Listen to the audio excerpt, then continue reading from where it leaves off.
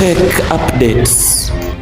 Yes, nga bulijjo mba ntuuse wano ku Tech House UG okuyisizayisizaamu ku ebyo ebiba bifudde mu gye wayise Tech News. Kakati amawulire geninawo olwaleero ga TikTok, nga TikTok mwe abalina following eweza emitwalo 10 mulidde nga balimi era mugenda kubanga mutandika okusasulwa oluvannyuma lw'okuleeta kye bayise TikTok Pulse. Mu TikTok Pulse bajja kubanga osobola okubanga osharinga revenue ku ezo advertisement eziba ziteekeddwa alongside your post. Kakati okufuna mu TikTok Pulse eno ogenda kubanga olina kwetaaga kolotya mwenna abalina following nga eweza emitwalo 10 mujja kubanga muli eligible to qualify for TikTok Pulse and to earn this revenue. Kyoba ogenda okukola kwe kubanga oli content creator omulungi era singa video yo eba nga monetizingibwa oba monetize ojja kubanga erankingibwa among the top 4% videos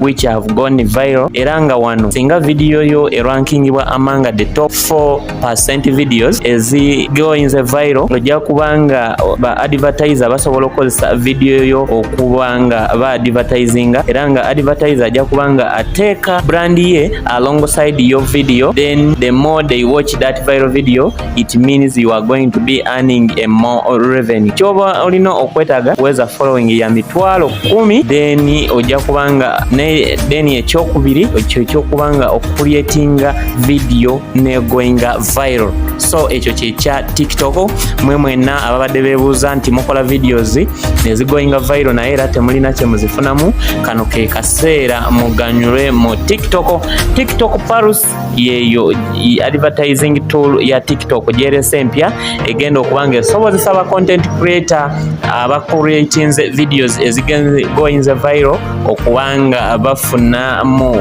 waka waabwe.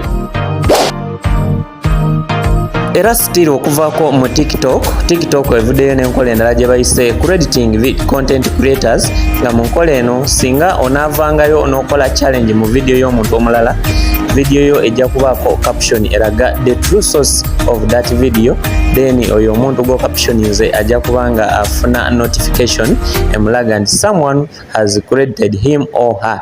Kino TikTok ekikoze ng'egamba eyagala kusitula n'abo be waliyise ba small content creators ng'ate abantu abano abanene ku TikTok bavayo ne bakozesa video zaabwe ate credit nebange egenda ye bano abanene beberabira nti the true source yabadde eva kubali bewandirise ba minor influencers.